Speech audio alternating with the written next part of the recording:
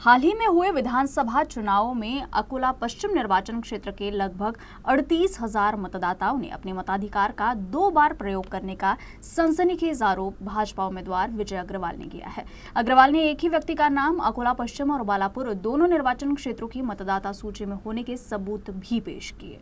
हाल ही में महाविकास आघाड़ी नेताओं ने चुनावों पर आपत्ति जताते हुए मुंबई उच्च न्यायालय की नागपुर पीठ में एक याचिका दायर की थी। अब अकोला से भाजपा उम्मीदवार विजय अग्रवाल ने भी हाईकोर्ट में याचिका दायर की है। अकोला पश्चिम और बालापुर निर्वाचन क्षेत्रों में मतदान करने वाले लोगों से जानकारी मांगी गई है।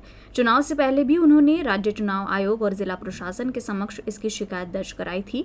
हालांकि याचिका में ये मुद्दा उठाया गया है कि प्रशासन ने कोई ठोस कार्रवाई नहीं की।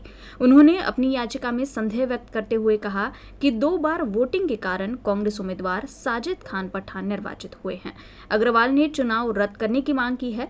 अकोला पश्चिम निर्वाचन क्षेत्र में कड़े मुकाबले में कांग्रेस उम्मीदवार साजिद खान पठान ने भाजपा के विजय अग्रवाल को मात्र 1283 मतों से हराया था। मी निवडणुकीच्या 3 महिन्या पहिले या अकोला शहर आणि बाळापूर विधानसभेच्या मतदारसंघातली नावं ही पुन्हा पुन्हा यादीमध्ये आहेत अशी 38,000 नावाची तक्रार केली होती। त्यांचे 7 नंबरचे फॉर्म भरून दिले। त्याच्यावर कोणतीही कारवाई प्रशासनाने केली नाही।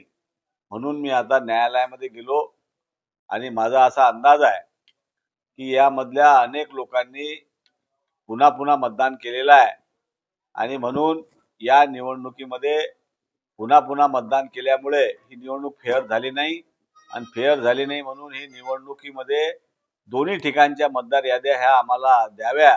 आम्ही त्याच्यावरून सिद्ध करून देऊ की किती लोकांनी डबल मतदान केलं आणि ही निवडणूक पुन्हा घ्यावी अशी मागणी आपण केली आहे।